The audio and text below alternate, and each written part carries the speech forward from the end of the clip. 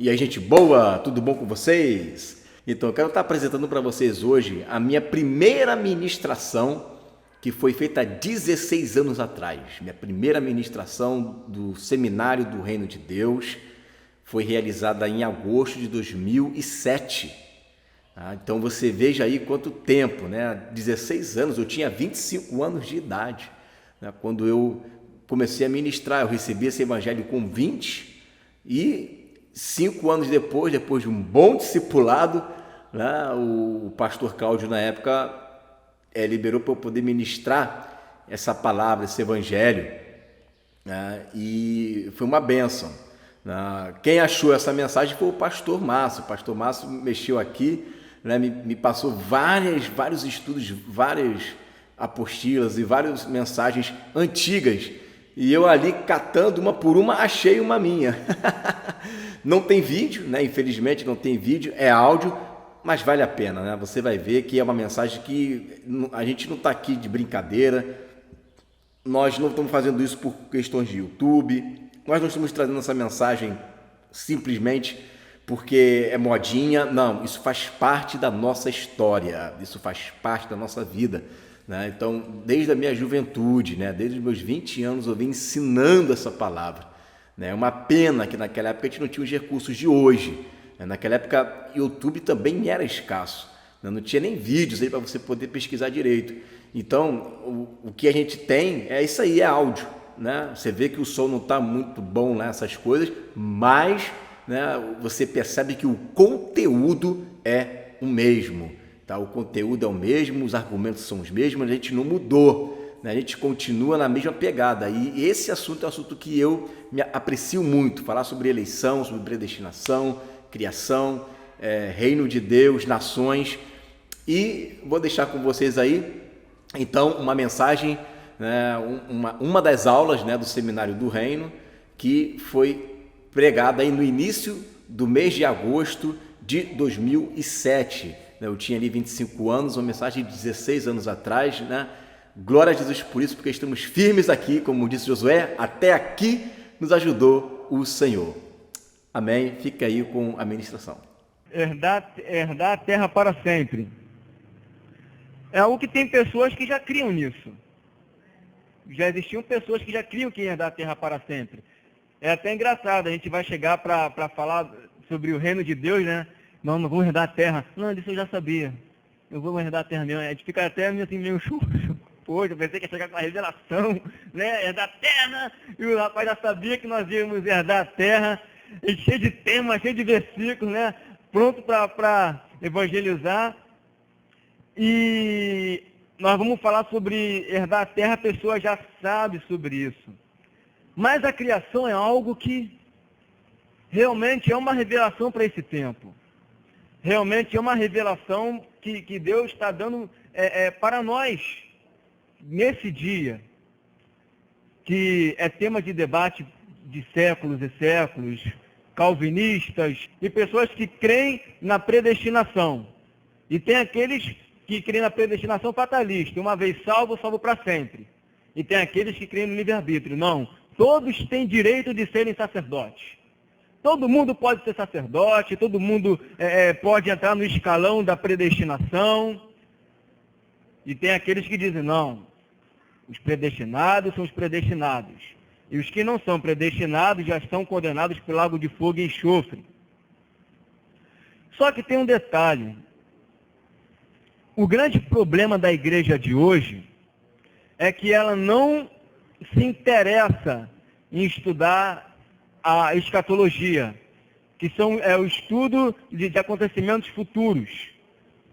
Ela não se interessa por estudar o que vai acontecer com a igreja futuramente, não se interessa em estudar em Apocalipse, não se interessa em estudar livros pequenos como Sofonias, Obadias. Então o que acontece? Por não ter uma visão ampla, escatológica, porque o reino de Deus é escatológico, o reino de Deus, a gente fala de coisas futuras sim, era a base da igreja primitiva, era a esperança da igreja primitiva, então ela olha para o aqui e agora. Como ela olha para o aqui e agora, então ela acha que todos têm direito e acabou. Mas quando ela vai olhar para o futuro, ela vai se deparar com algo que ela não tinha se deparado antes, e aí ela vai entrar em lugares escuros, densos, porque ela nunca tinha observado isso. Ela vai ficar assim, ela vai caminhar, mas vai chegar no ponto que ela vai ter que ser obrigada a parar. Por quê? Porque ela não estudou as coisas do porvir. E realmente, amados, para estudar, chegar nesse ponto, necessitamos de uma revelação. Ela vai enxergar a criação, ela vai enxergar as nações, ela vai começar a ver o que é o Cristo, a descendência de Israel, abençoando as nações. Ela vai, mas o que é isso daqui? Eu não estou entendendo. Então, para não esquentar muito a cabeça, então é melhor dizer, todo mundo pode ser filho de Deus, todo mundo pode alcançar a dimensão de ser sacerdote. Mas por que isso? Porque falta na igreja a revelação da criação. Por mais estudos que eu tenho feito, a gente pesquisa na internet, curiosos de saber o que se vem falado nesse tempo, né? Eu não enxerguei ninguém que contemplasse a criação. Se eu tenho enxergado, são grupos pequenos, que Deus tem revelado. Eu não tenho derramado essa água pura só aqui. Tem derramado em outros lugares também. Então nós vamos estudar a respeito da criação, as nações do reino de Deus. É importante, nós já ouvimos, nós já temos ciência do que é, mas temos que estar capacitados para poder ensinar, amém? Porque vai vir pessoas para cá. Esse evangelismo, ela visa o quê? Resgatar almas para poderem nascer de novo e aprender e crescerem na palavra da verdade, amém? Então vamos lá. Romanos 8, 19 e 20. Vamos ler todo mundo junto? A ardente expectativa da criação aguarda a revelação dos filhos de Deus. Pois a criação está sujeita à vaidade, não voluntariamente, mas por causa daquele que a sujeitou. Então aqui faz uma distinção entre duas classes. Primeira é a criação, que aguarda a revelação. Uma aguarda, uma espera. Está ali aguardando. E uma outra é o que a Bíblia chama de filhos de Deus. Filhos de Deus e criação. Criação e filhos de Deus. Pois a criação está sujeita à vaidade, não voluntariamente. Não é porque ela quer, não é porque ela quis. É algo involuntário. Mas por causa daquele que a sujeitou, ou seja, o inimigo, o diabo. Mas importante nesse texto aqui é enfocar o seguinte, que existe a criação que aguarda a manifestação. Ela aguarda por justiça, ela aguarda por paz, ela aguarda por algo que ela não sabe o que é, mas ela tem um desejo. Mas ela está aguardando. Ela não sabe por onde vai vir. Por onde vai vir essa justiça? É na política? Por onde vai vir essa justiça? Mas os filhos de Deus sabem por onde vai exercer a justiça. E os filhos de Deus, o que é que eles fazem? Busca algo para se manifestar. E uma aguarda a manifestação. Está tipo boi descansando em sombra, aguardando a manifestação. Mas não está um boi descansando em sombra porque diz, a Bíblia é que ela está numa ardente expectativa, gemendo. Está gemendo. Você imagina grupos de pessoas que não sabem nada do mundo espiritual, mas sentem dores de parto, gemendo pela manifestação de um grupo de pessoas que nem muitas das vezes se interessam em querer se manifestar, querem ir para o céu logo de uma vez e que a bomba exploda logo de uma vez aqui na terra. Amados. Por isso a importância de nós entendermos a criação. E a importância de nós estarmos balizados nessa palavra para despertarmos os filhos de Deus que andam nesse engano. Porque depende de nós a libertação da criação do cativeiro da corrupção. Amém? Não uma criação de bicho, de gato, de papagaio, de peixe, de tartaruga, de porco, mas de seres humanos, pessoas que têm sentimentos, que sentem dores, criaturas de Deus, criados por Deus, que Deus ama, e ama tanto que envia o seu Filho e libera um plano de salvação para elas. E nós vamos ver isso no decorrer do seminário. A clara diferença entre filhos de Deus e criação. Desde Adão, Deus estabeleceu duas classes distintas de pessoas na terra. Uma para sujeitar, governar, e outras para se submeter. Vamos ler Gênesis 1, 28?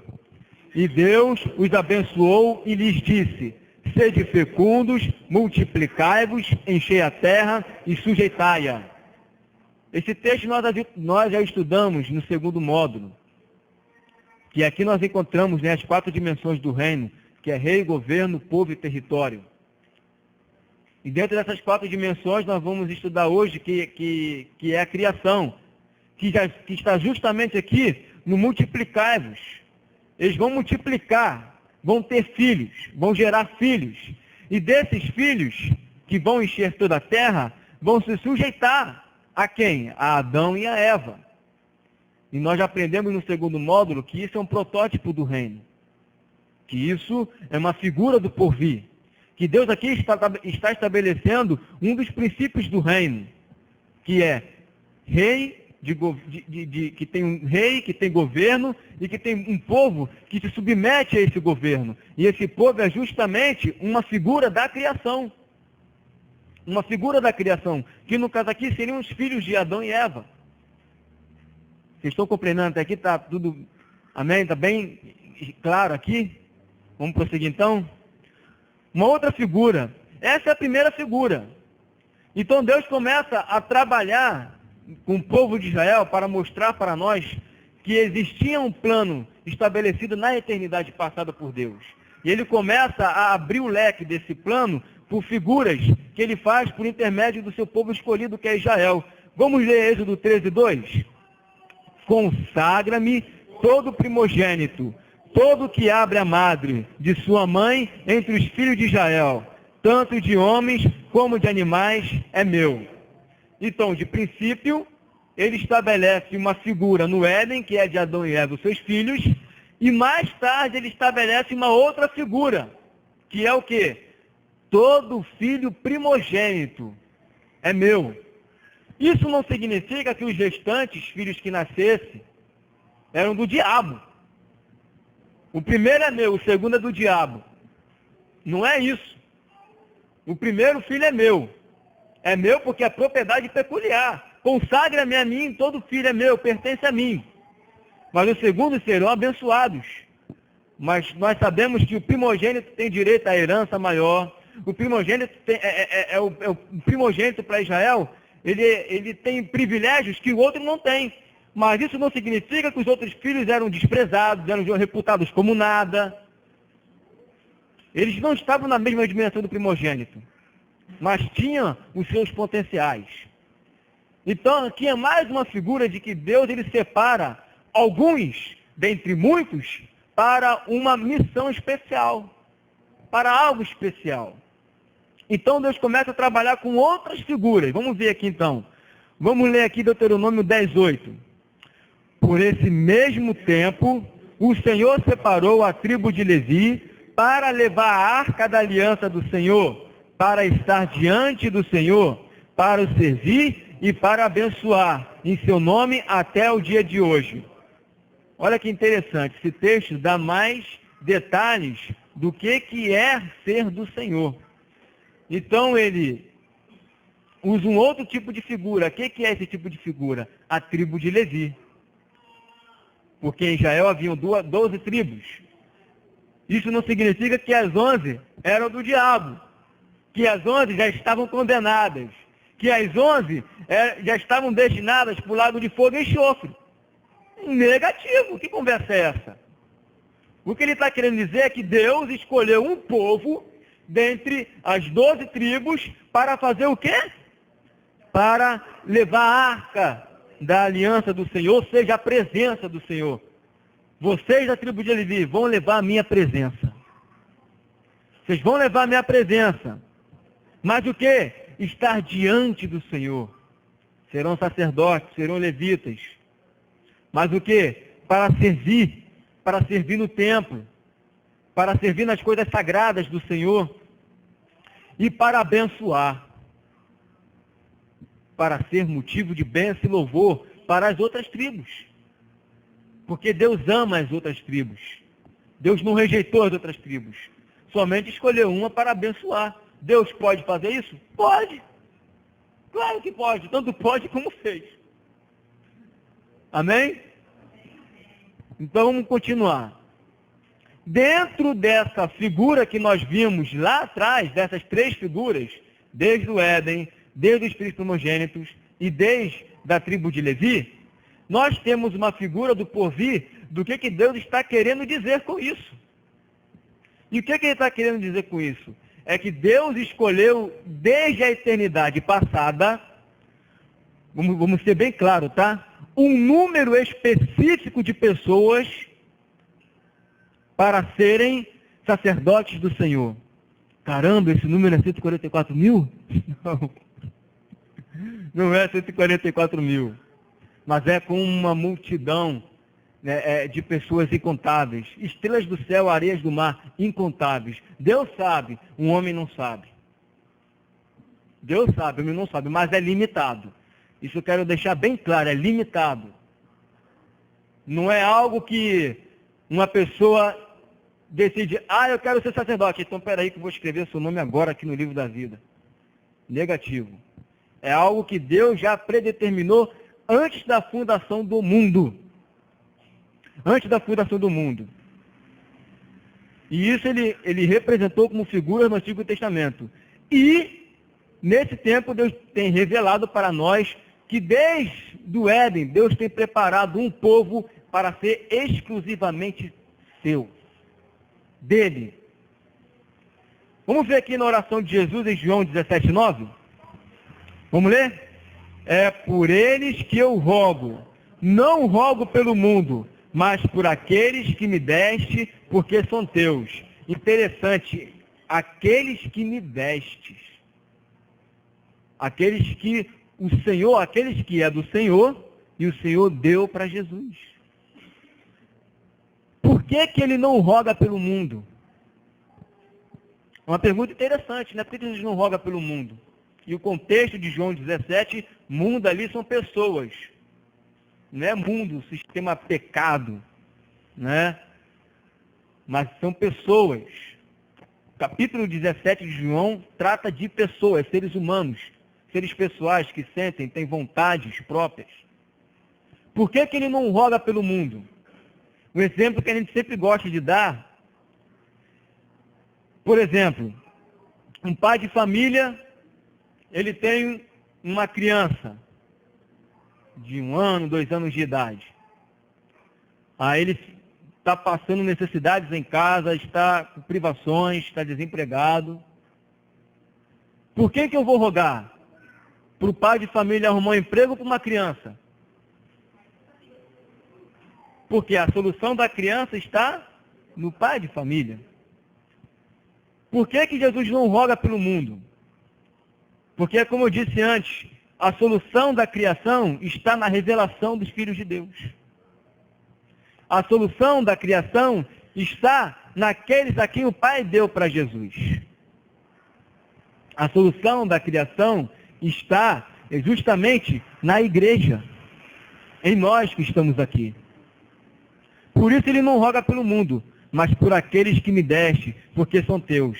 E mais embaixo na oração ele vem dizendo, né? Eu oro por aqueles que hão de crer em mim, por intermédio da sua palavra.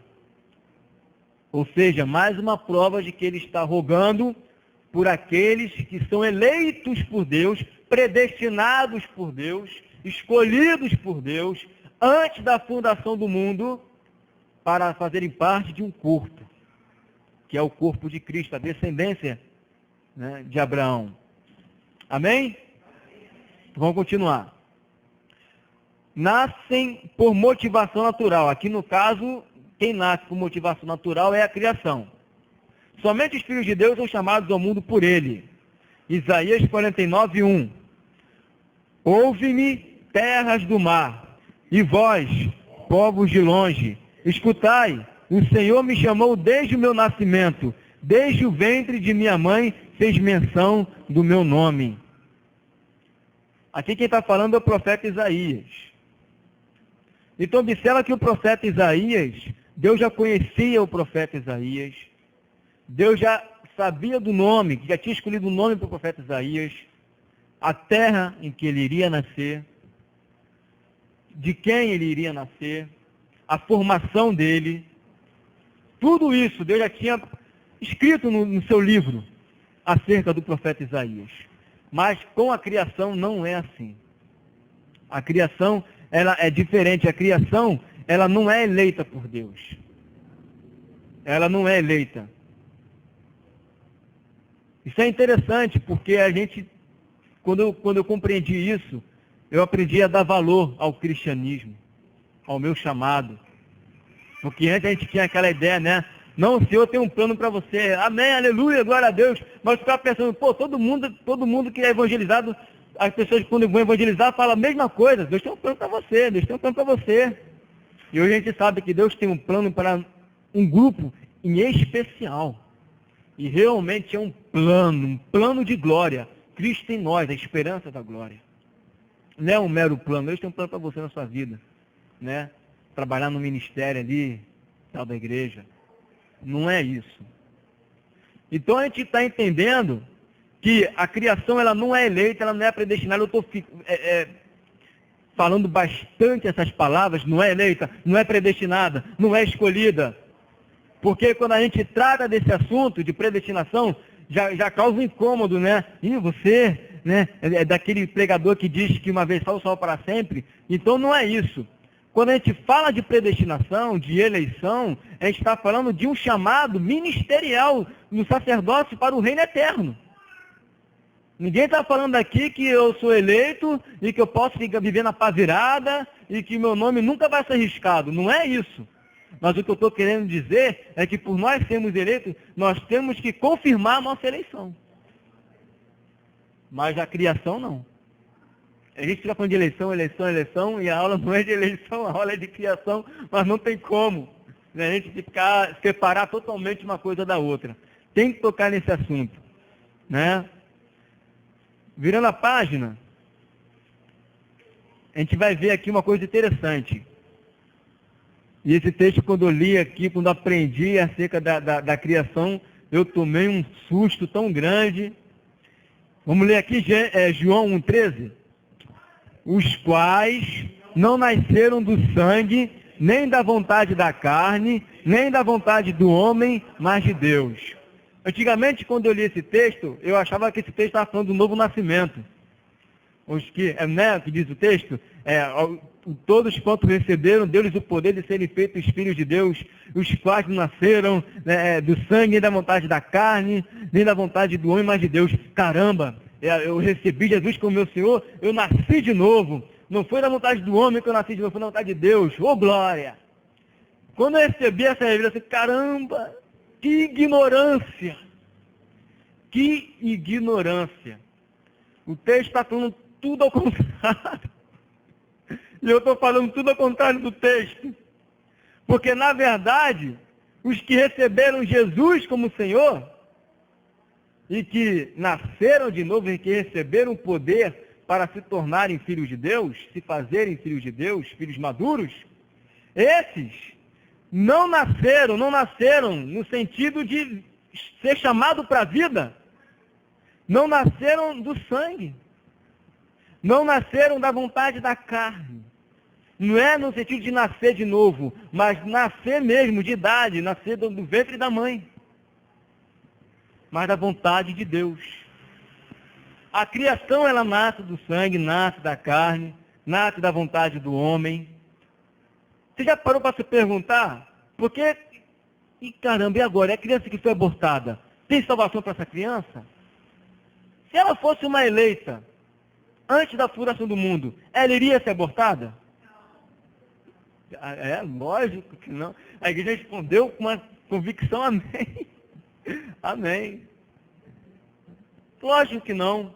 É uma pergunta que fica sempre no ar para as pessoas que não têm a revelação da criação.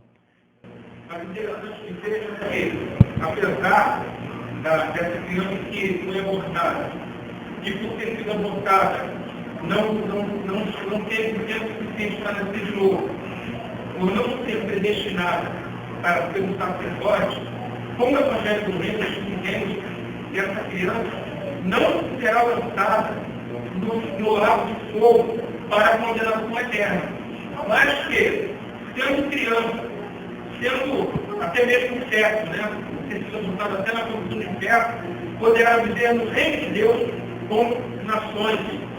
É interessante, assim, frisar, para que, de repente, não possa surgir no coração, em nosso coração, no coração de Deus, que, bom, então se foi abortada não era filho de Deus, então só pode ter sido Deus. E não é isso. Nós sabemos que aqueles a quem Deus escolheu, nasceu da vontade de Deus, não poderão, enquanto não nascerem de novo. Exatamente. E aqueles que são abortados, foram abortados pela permissão de Deus, mas isso mostra que não eram chamados para serem sacerdotes, mas que não irão para o lado do fogo de forma nenhuma, até porque não dão tempo para desenvolver pecados, e viver na prática do pecado, mas que com certeza farão parte das nações que comporam o reino de Deus. E não somente crianças abortadas, pode ser criança com 1 ano de idade, pessoas com doentes mentais, que não conseguem desenvolver o raciocínio, porque eu não vou exigir, mas pega a pessoa dessa forma. Não são condenadas. Vai ser criação no reino de Deus. Vai ser Antigamente a gente ficava com aquela ideia, caramba, e agora? Não deu tempo. E agora? O que aconteceu? Não. Com a revelação nós entendemos que ela tem parte na criação no reino de Deus. Amém?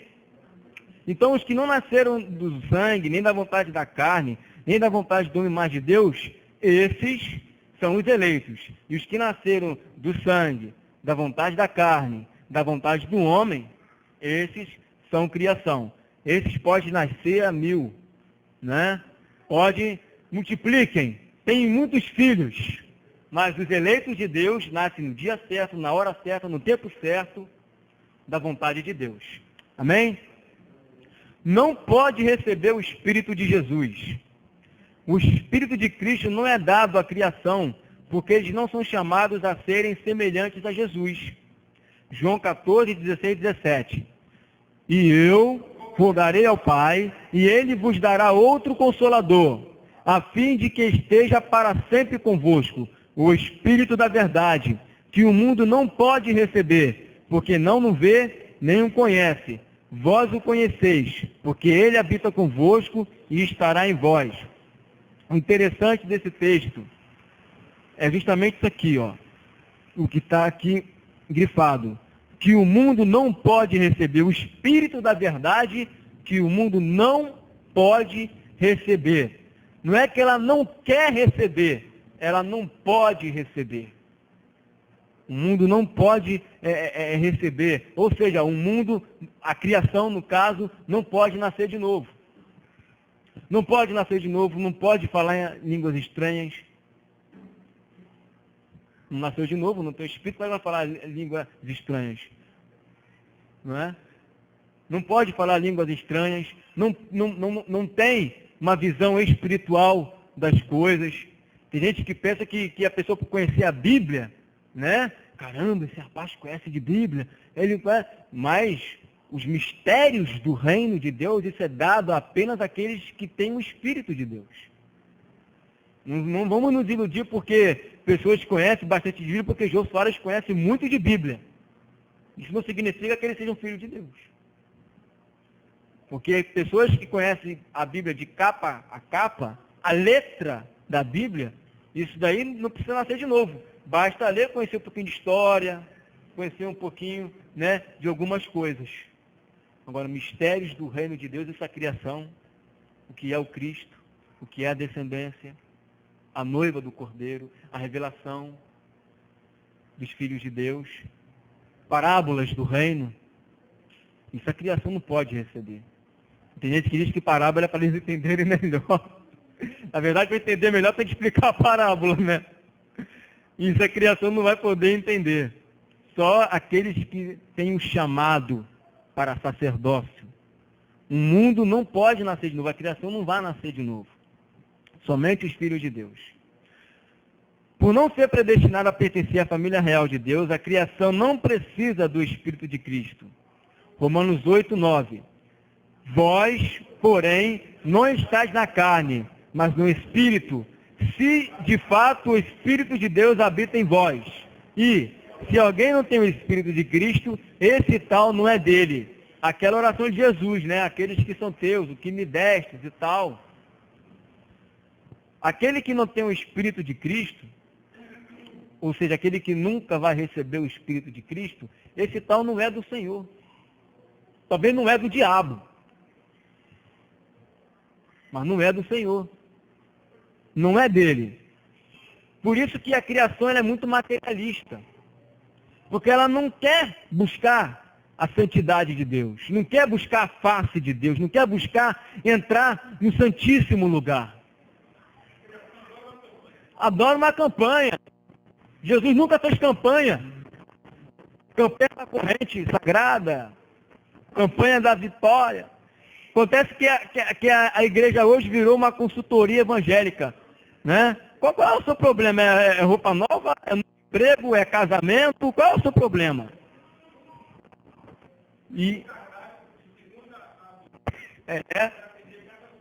Culto de segunda-feira é culto das causas impossíveis. Culto de terça-feira é culto da família. Culto de quarta-feira é culto das bênçãos espirituais. É corrente, é libertação.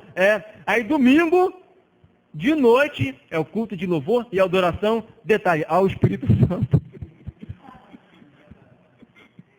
Tem uma igreja assim lá onde eu moro. Tá assim, pequenininho, né? Uma letra média. Culto de louvor e adoração. É bem grandão. Ao Espírito Santo.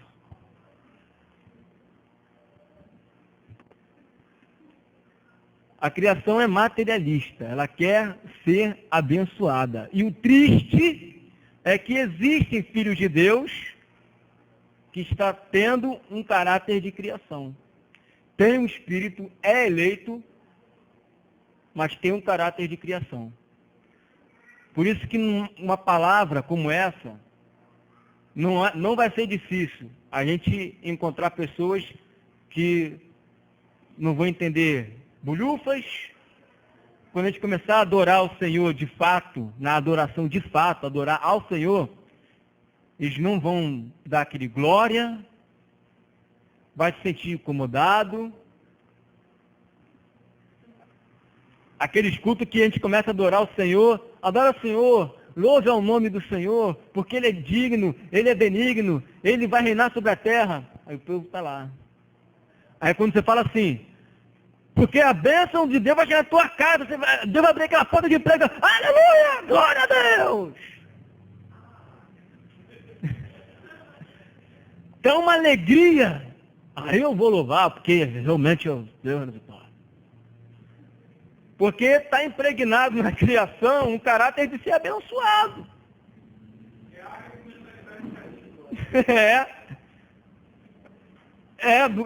Os filhos de Deus com águia, com a mentalidade de galinha. Tá papapá. E Deus tem um plano especial de voar nas alturas com ela.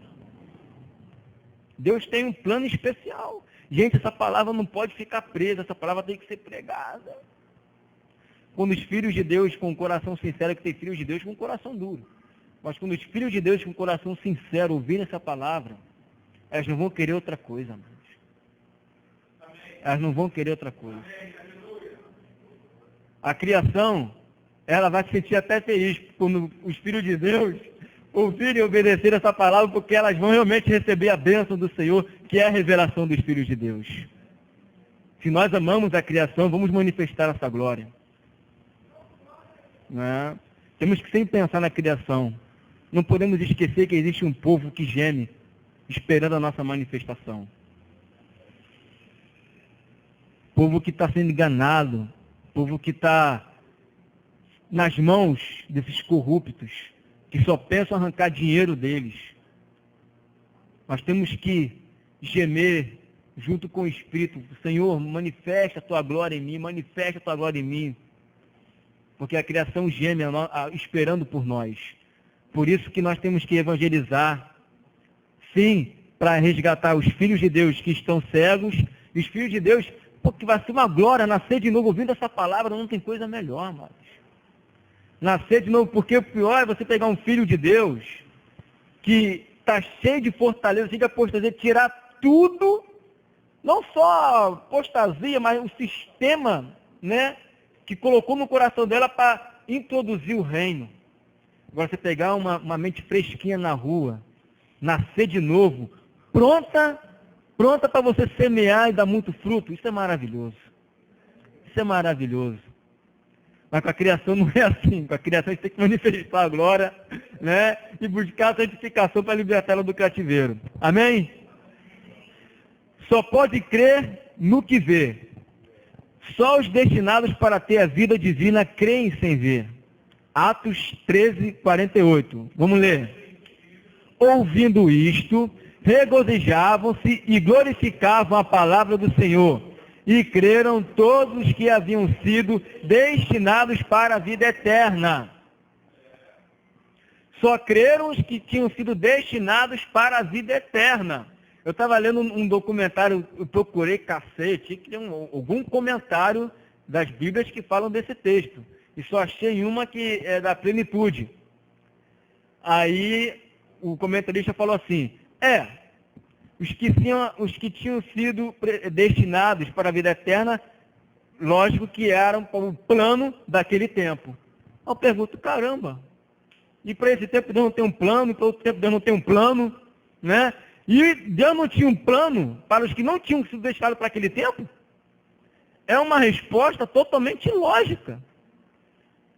Porque somente era um plano de Deus para o daquele tempo. Ué, e para quem não tinha sido destinado, não tinha um plano? Então Deus realmente escolheu quem iria ser salvo e quem não iria ser salvo? Então, se é um plano para aquele tempo, é isso, né? Então, observa que, nesse texto aqui, os que tinham sido destinados para a vida eterna, não significa que eles já estavam salvos para sempre. Tá? É um plano de Deus que eles tivessem a vida eterna, ou seja, a vida divina. Ter a vida divina, a essência, ser semelhante a Jesus. Porém, os que não tinham sido destinados, se regozijaram, ficaram felizes. Lógico, né? Glorificavam a palavra, né? Não somente os discípulos estavam ali pregando, mas também eles estavam operando sinais e maravilhas, isso contribuía para a glória do Senhor, né? Mas na hora de crer, só os que tinham sido destinados. Porque tem criação que vai até glorificar o Senhor, porque tem criação também que clama por justiça. Você não acha que tem criação que chama pastor de ladrão? Claro que tem. Tem pessoas que estão dentro da criação que são sinceras. Que não roubam, que não fazem gato net. Né? Tem criação que são pessoas sinceras. E que quando olha alguém usurpando a fé de outro, ela se sente injustiçada. Ela fala, porque isso? Isso é errado. O que esse homem está fazendo é errado. Então, quando eles ouvem uma palavra de sinceridade, eles glorificam, sim. Eles glorificam. Amém? Isso é uma verdade, sim. Né? A fé naquilo que se não vê, não é para a criação. 2 Tessalonicenses 3:2, vamos ler? E para que sejamos livres dos homens perversos e maus, porque a fé não é de todos. Essa fé aqui, amados, é a fé divina. É a fé para realizar as coisas impossíveis. É a fé para se fazer tudo. Tudo é possível aquele que crê. Não é aquela fé de ficar, Senhor, me dá a bênção, Senhor, me dá a bênção, Senhor, eu quero ser curado, Senhor, eu quero fazer isso, amém. Deus vai operar essa maravilha. Mas essa fé é aquela fé que vai lá e faz o negócio acontecer. Essa fé não é aquela fé que fica movendo as águas, esperando o anjo, né, tocar em você para levantar. Essa fé é aquela fé que segura na mão do coxo e faz ele pular de alegria. E a criação não tem essa fé. A fé da criação é uma fé humana. É aquela fé que, se aparecer uma santa na janela, corre todo mundo para lá. Eu creio na Virgem Maria, eu creio, né? Eu vi ela naquela janela lá, aí enche de pessoa. Aí quando sai aquela imagem produzida por um produto químico, né? Aí sai todo mundo também. Porque elas seguem os sinais, o que elas estão vendo. Elas seguem os sinais. Elas não seguem os frutos. Isso é uma realidade. É uma fé numa dimensão racional. É até uma coisa estranha de falar, né? Uma fé racional. Não é? Mas é uma verdade. Eles não têm fé divina. Eles não têm uma fé de Abraão. De crer no impossível. De crer naquilo que não se vê. A fé de Hebreus 11. A criação não tem isso. Porque Tito 1:1 diz que a fé é dos eleitos. A fé é dos eleitos. Só os eleitos têm essa fé. Tito 1:1. Só os eleitos. A criação não. A criação crê no que vê. Você vai falar de Jesus para ela, ela não está nem aí. Mas você levanta um morto, rapidinho ela crê em Jesus. Rapidinho, não, realmente Jesus cura. Né? A gente não precisa de sinais para crer em Jesus. Eu creio em Jesus porque o Espírito de Deus habita em mim. Eu simplesmente creio. O Espírito de Deus está em mim, testifica em mim que eu sou filho de Deus, e eu creio e adoro o Senhor pelo que Ele é. Agora, a criação, ela precisa de métodos. Né? E é nisso que a igreja peca hoje, porque ela está criando filhos de Deus com caráter de criação. Adora Jesus por aquilo que Ele pode te dar. Uma coisa materialista, uma coisa super racional. Mas Deus está levantando uma geração que adora a Deus por aquilo que Ele é, e não por aquilo que Ele pode dar. Amém? É interessante que essa aula que a gente está ministrando, ela é para o nosso ensino, mas não é para nós, porque nós não somos criação. Nós não somos criação, não estou dando aula de como ser criação. Né? Mas é para o nosso entendimento. Vamos lá. É redimida pela glória dos filhos de Deus. A criação só é liberta das trevas quando vê a luz dos filhos de Deus brilhar. Mateus 5,16. Vamos ler. Assim brilhe também a vossa luz diante dos homens, para que vejam as vossas boas obras e glorifiquem a vosso Pai que está nos céus. Vocês estão vendo? Brilhou a luz, a criação vê as nossas boas obras e glorifica o nosso Pai que está nos céus. Não tem outro jeito. A criação não tem fé, não tem o Espírito. Ela não vai ler a Bíblia. O que a criação entende é que eu tenho que amar o próximo. São coisas básicas. O que a criação entende é isso, que eu tenho que ter um pouco de humildade. Que isso a criação entende. Agora, a criação não entende as coisas inefáveis do Senhor. A criação não entende os inescrutáveis do Senhor. A criação não entende o mundo espiritual. Isso os filhos de Deus entendem. Por isso, elas glorificam ao Senhor pelas boas obras. Porque elas entendem a nível da mentalidade delas. Qual é o nível da mentalidade dela? Né? Você me ama, eu te amo. Né? Você me perdoa, eu te perdoo. Você tem boas obras, então você deve ser uma pessoa de Deus. Poxa, eu estou crendo no que Deus está fazendo na tua vida. Glória a Deus, porque você ressuscitou um morto. A nível racional. A nível humano. Então a criação ela trabalha nesse nível. Ela não vai buscar ao Senhor a santidade ao Senhor, a entrar no santo dos santos por vontade própria. Ela precisa de um intermediário, que é justamente o sacerdote. Mas para que isso aconteça, tem que brilhar a luz. Porque se não brilhar a luz, palavra não adianta. Porque ela não está aguardando a palavra dos filhos de Deus. Ela está aguardando a manifestação. Não adianta querer entregar folheto para todo mundo, querer botar televisão, outdoor.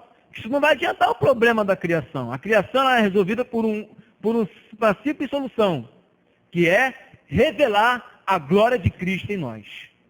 revelou a glória de Cristo, manifestou as obras de Jesus, pronto, solucionou o problema da criação.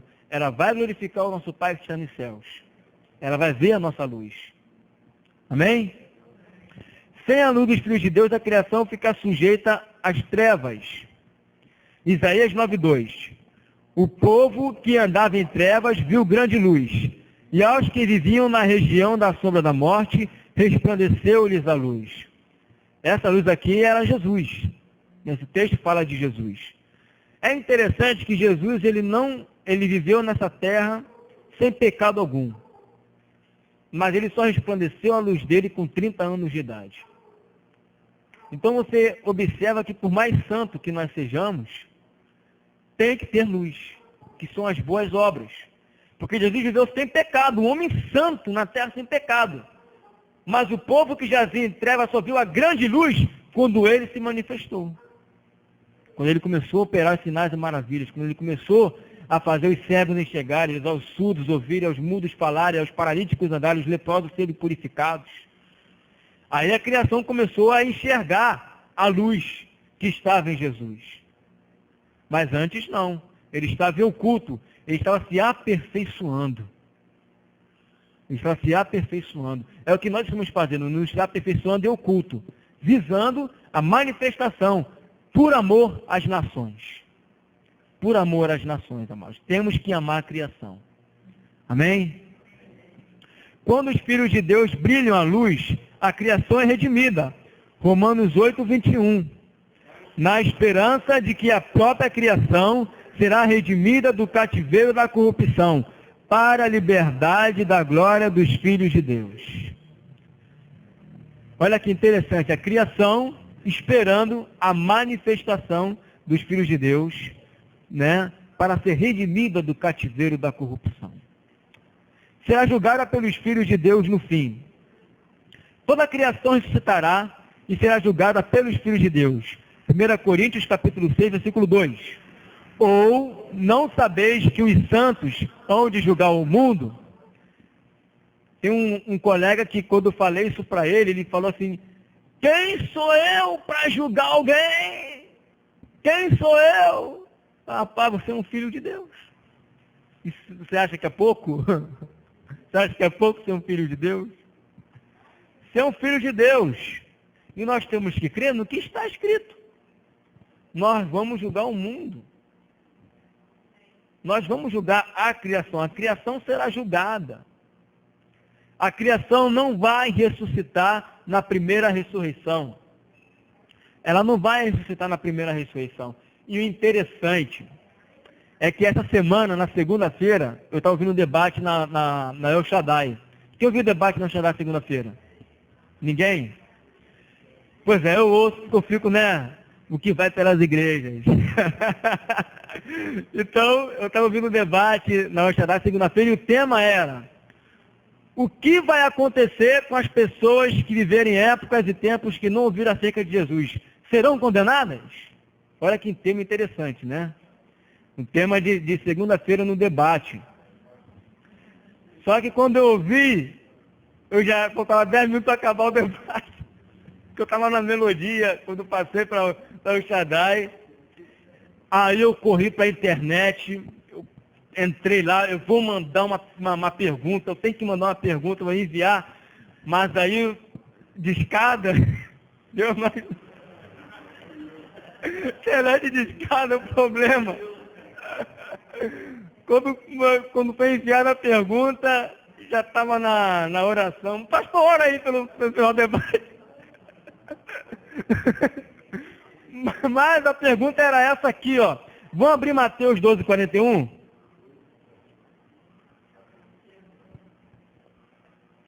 Rapidamente. Mateus capítulo 12, versículo 41. É uma pergunta que trata aqui da criação, Trata da criação. Uma vez que eles disseram que as pessoas que não receberam Jesus, elas serão, e realmente eles foram bem coerentes. Eles disseram que as pessoas que não ouviram acerca de Jesus vão ser julgados pelas obras dele, e essas obras computará na ressurreição. Só que eles disseram que na primeira ressurreição. Olha que está aqui em Mateus 12:41. Vamos ler? Ninivitas se levantarão no juízo com esta geração e a condenarão, porque se arrependeram com a pregação de Jonas. Eis aqui está quem é maior do que Jonas. Aí eu mandei essa pergunta. Eu falei, esses ninivitas são antes de Jesus, né? Se arrependeram com a pregação de Jonas, contudo, elas vão ressuscitar, se levantar, não na primeira ressurreição, mas no dia do juízo. E agora? E agora? O que elas serão? Uma vez que Jesus já falou que eles já estão salvos, foram exemplos de vida, né? Mas, e até vão estar ali condenando, não que vão estar sendo julgados, sentando em tronos, que a criação não vai sentar em trono, mas os ninivitas vão estar na condição do seguinte, que a palavra condenar ali no grego propôs o seguinte: o meu estilo de vida julgará a sua e te condenará. É como eles dissessem, eu ouvi a pregação de Jonas e me arrependi. Vocês ouviram de Jesus. Jesus é maior do que Jonas. E vocês não se arrependeram. O meu estilo de vida condena vocês. Será um testemunho naquele tempo. Mas eles não vão ressuscitar na primeira ressurreição, porque a primeira ressurreição é para os que são de Cristo, os que fazem parte do corpo de Cristo. Mas eles vão se levantar no dia do juízo. Olha que texto interessante que mostra que existe um grupo de pessoas que já estão salvas, mas que não fazem parte do corpo de Cristo. Pena que era de escada e pena que faltava 10 minutos para acabar o debate. Mas olha só, Apocalipse capítulo 20, versículo 13.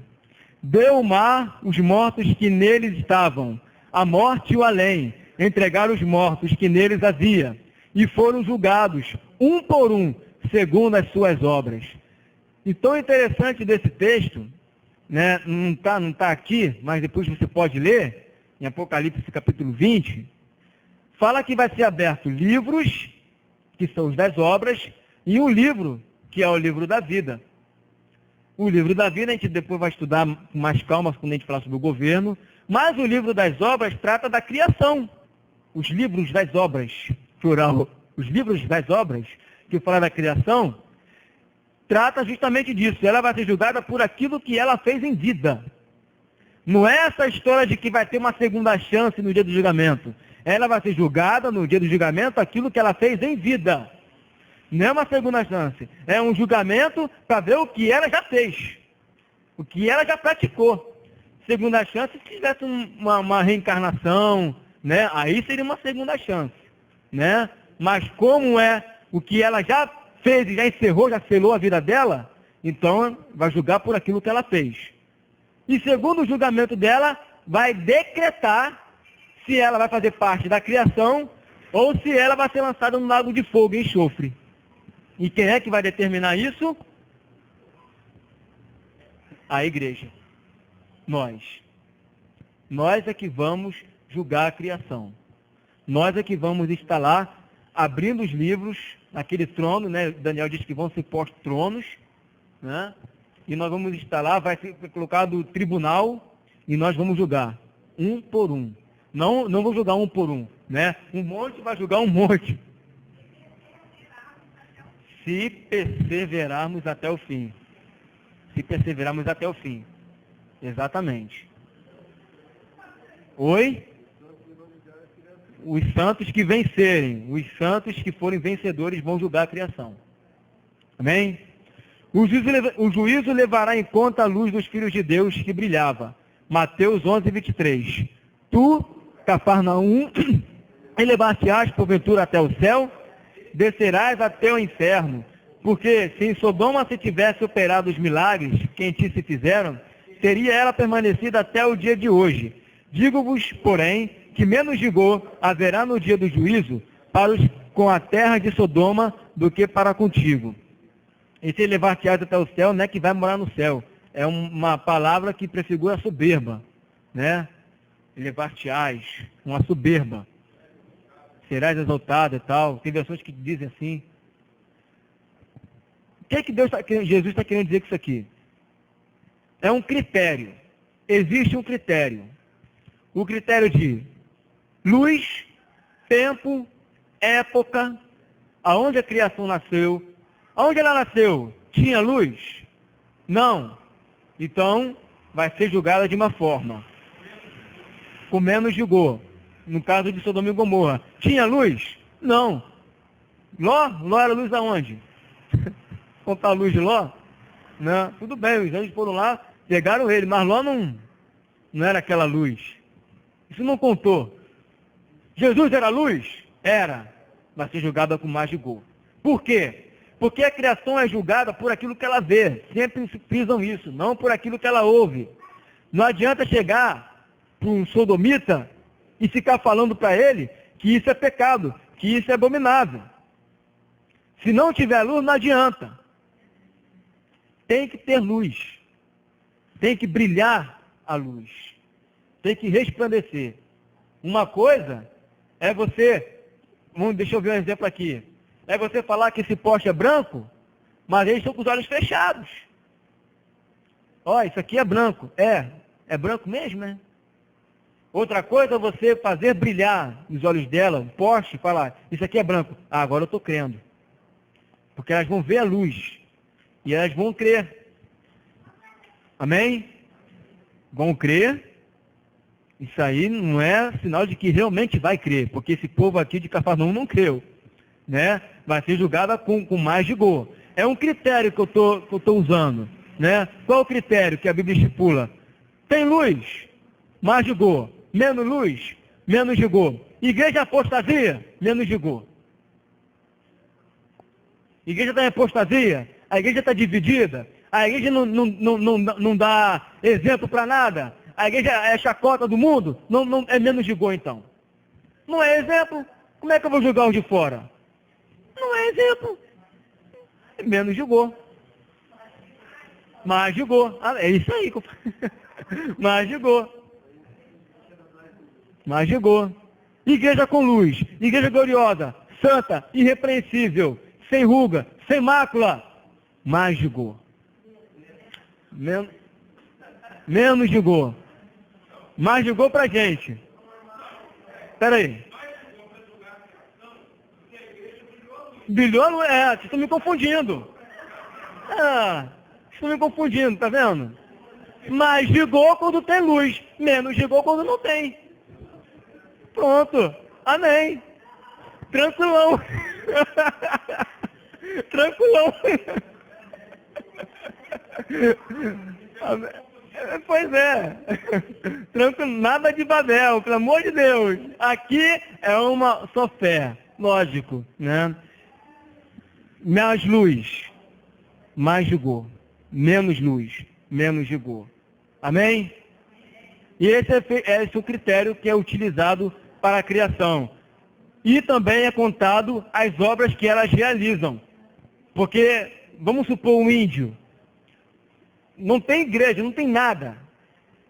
Mas o índio, ela tem a lei da consciência. Ela não precisa de Bíblia para saber que tem relação com uma mãe, é pecado. Isso é uma lei contida dentro do interior dela. Ela não precisa saber que roubar é pecado. Ela não vai dizer, é pecado, fé e santidade, mas ela sabe que algo que acusa ela que isso é um erro. Isso é uma lei, é chamado em Romanos 2, a lei da consciência, que Deus colocou na criação. Então a criação, ela sabe que se ela ter uma relação com a mãe ou com o pai, isso é errado. Se matar uma criança, é errado. Se roubar, é errado. Ela sabe disso. Por isso, Deus vai julgar por essas obras. A lei da consciência. E tudo isso vai ser computado no dia do juízo. Mais luz, menos luz, lei da consciência, cultura. Amém? Então, senhor pastor aqui. Glória a Deus. Amém. Eu só quero acrescentar a tudo que foi colocado o seguinte. Nós não temos condições de saber quem é criação e quem não é. Nós não temos como prejulgar. Meu vizinho é criação, meu marido é criação, meu filho é criação. De repente, ainda não foi o tempo dele crer. Por exemplo, você tem tanto tempo de vida. Quando foi que o teu coração foi aberto para o Evangelho? Por que não foi antes? Você não sempre foi um predestinado? Mas por que eu somente aos meus 21 ou 22 anos eu fui ter meu coração aberto? Outro aos 30, aos 40, aos 50. Por que não abriu antes? É porque ainda não era o momento de Deus. Tá certo? Segunda coisa, nós temos que pregar o evangelho a toda a criatura. Eu não posso saber quem é e quem não é. A semente só vai dar fruto aonde encontrar uma terra boa. O semeador saiu a semear. Então ele tem que semear. A função de semear é do semeador. Agora, se a terra vai dar fruto ou não, compete a ela, não é? Se é uma terra própria, pronta para isso. Outra coisa, o reino de Deus é semelhante a uma rede que é lançada no mar e pega todo tipo de peixe. E aí, então, é separado os bons, ou seja, os que servem para o reino, daqueles que não servem. Os que não servem não são condenados, eles são devolvidos ao mar. Parábola do reino. Você só pode entender essa parábola entendendo esse assunto da criação. Então, os peixes que são colhidos pela rede e ficam no barco são os sacerdotes. E aqueles que são devolvidos ao mar, porque mar trata das nações, povos, tribos e línguas. Tá certo? Temos que pregar para todos. Não sabemos quem é quem, mas Deus sabe. E a palavra vai fazer efeito naqueles que são chamados por Deus.